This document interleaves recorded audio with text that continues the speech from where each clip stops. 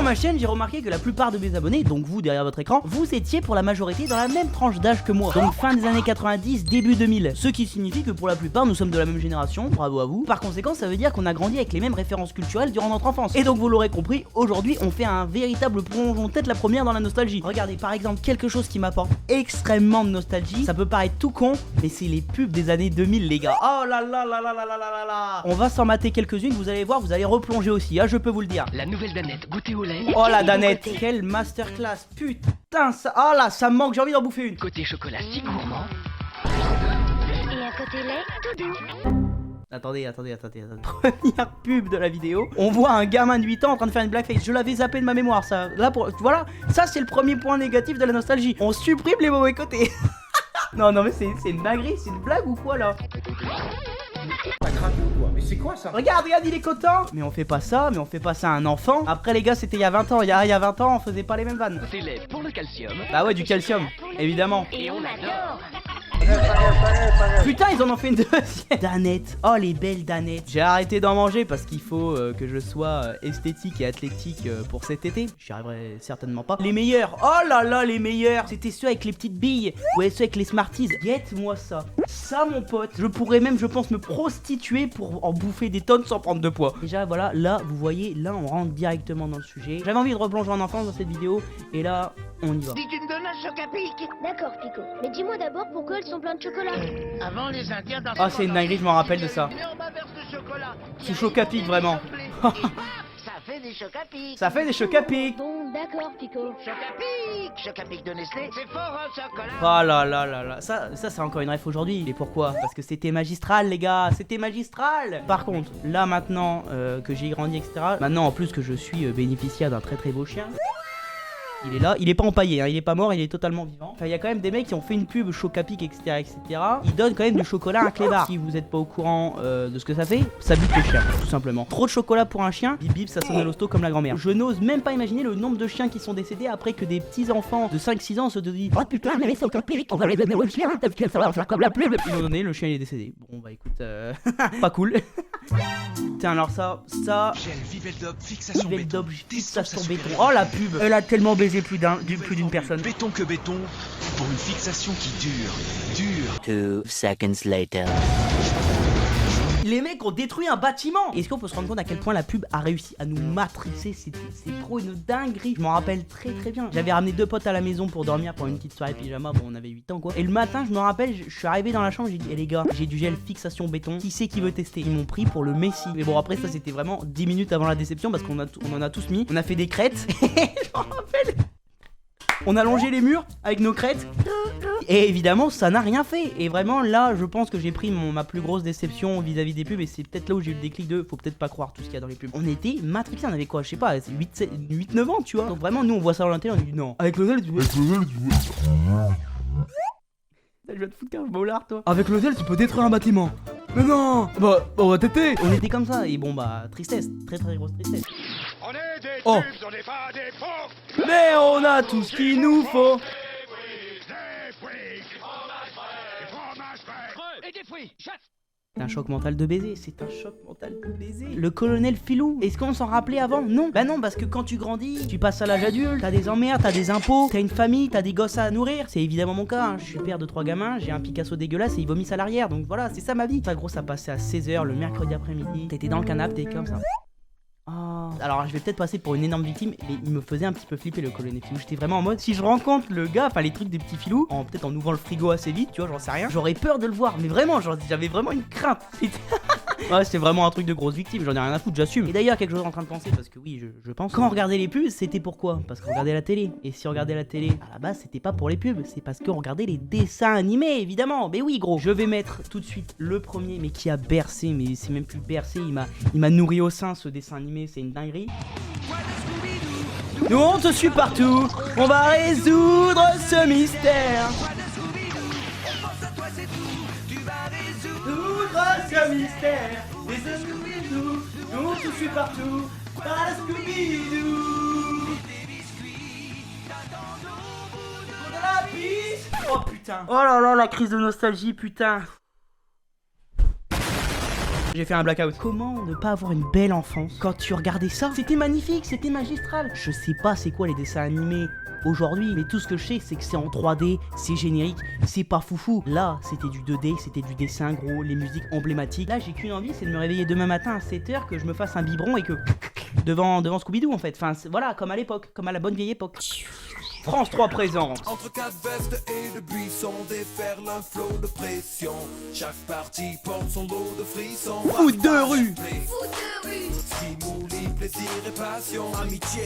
Oh putain! Honnêtement, qui de mon âge n'a jamais essayé de reproduire une des figures? On a tous déjà essayé comme des cons et on s'est loupé comme des cons aussi évidemment. Frère, attends, ils font des retournées acrobatiques, ils ont 9 ans les mecs. Même au Cirque du Soleil, on les entraîne pas comme ça. Et attention, là j'apprends quoi? Je suis en train de voir qu'ils ont fait un foot de rue extrême, une V2. On va regarder le générique juste pour la science.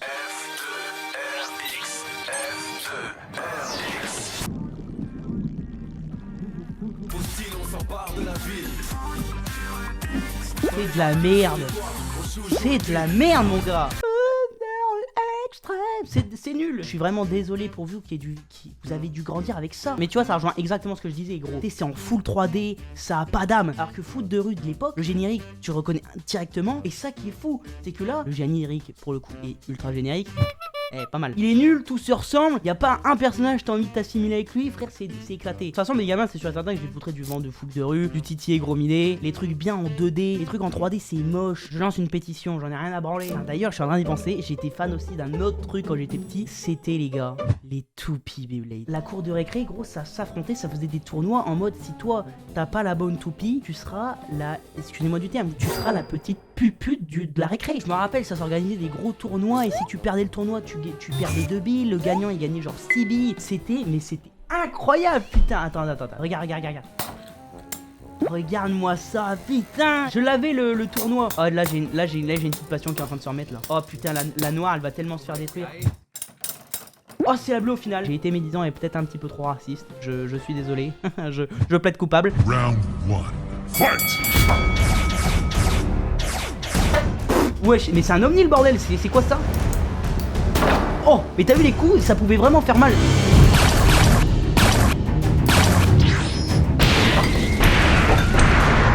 You win! Oh!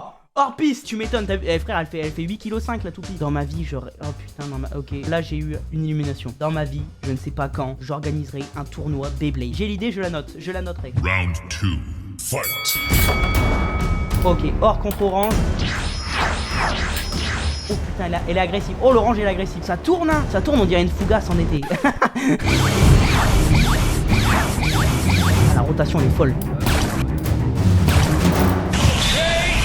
Putain, bâtard. Oh, j'ai trop ouvert ma gueule. Ça me donne vraiment l'idée, refaire une vidéo nostalgie, mais cette fois avoir les vrais objets. Pas seulement voir, les avoir entre les mains. On va faire une vidéo comme ça. C'est dans le calepin. On se donne rendez-vous, je sais pas quand pour ça. J'ai envie de dire, abonnez-vous, évidemment, pour pas louper les vidéos. Eh oui, bien sûr. Ah les gars, on est très fort en marketing ici, évidemment. Aussi, point extrêmement important, comment parler de nostalgie sans parler des jeux vidéo. Le premier jeu vidéo auquel j'ai joué, c'est ce jeu magnifique, mon gars. Super Mario 64. J'ai eu ce jeu à 4 ans sur exactement 7 DS les gars. Je jouais comme ça, tac, j'avais 4 ans, c'était trop bien. Et surtout quelque chose que je trouve qui est trop bien en jouant aux jeux vidéo très jeune. Là Mario, je savais pas lire, je savais rien faire. Mais j'ai quand même réussi à finir le jeu. Pourquoi? Parce que c'est des jeux qui sont assez instinctifs pour les finir sans besoin de lire. Ça te sert à te développer mentalement, tu vois, ça te sert à réfléchir, à développer une capacité critique, réfléchir, etc. Ça m'a trop aidé ça.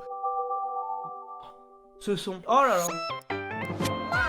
Oh là là. Regarde, Gate.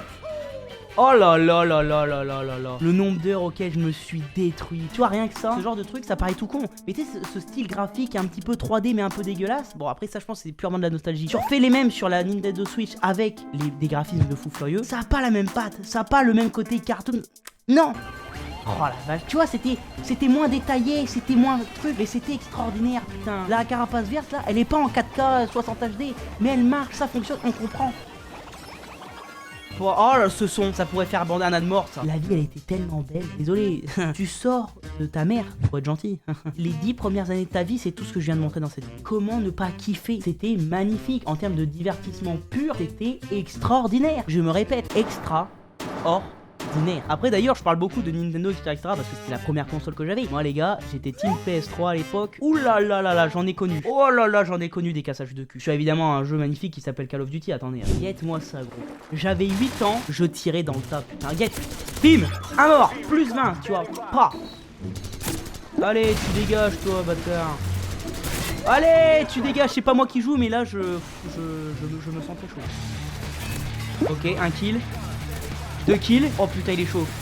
3 kills. 4 kills. Bien ouais. Oh, alors là, très très bien joué. Quel jeu de fou, mais quel jeu de fou. Et pour le coup, je sais pas si c'est quelque chose de nostalgique, mais là, tu vois, les graphismes ils sont pétés. Pareil, aujourd'hui, c'est éclaté. Et les émotions, putain. Et aujourd'hui, t'as beau sortir le jeu le plus beau du monde, bah, c'est pas pour autant que tu vas prendre du fun dessus. Tu vois ce que je veux dire ou pas? C'est pas la qualité graphique qui fait de toi un beau jeu, mais le contenu en lui-même. Donc force à vous, les plus jeunes hein, qui ont dû grandir avec des Call of Duty très très fades. Faites chier dessus, nous on a connu une belle époque. Hein. Bon les gars, on a replongé en nostalgie bien sévère. Là pour le coup j'ai eu 2-3 chocs mentaux. Mais en tout cas les gars, si vous avez connu les mêmes références que moi, dites-le moi dans les commentaires. Et également les gars, si vous n'êtes pas de cette génération, c'est pas grave, vous en avez découvert un peu plus. On n'oublie pas les petites choses habituelles, j'y pense. On s'abonne, on like, on commente, on partage. Vous connaissez la chanson. Il faut qu'on atteigne le prochain palier d'abonnés le plus rapidement possible. Donc si vous le faites les gars, merci beaucoup. On se retrouve samedi prochain pour une prochaine vidéo. Prenez soin de vous, croyez en vrai, c'est le plus important. C'était Axel, salut.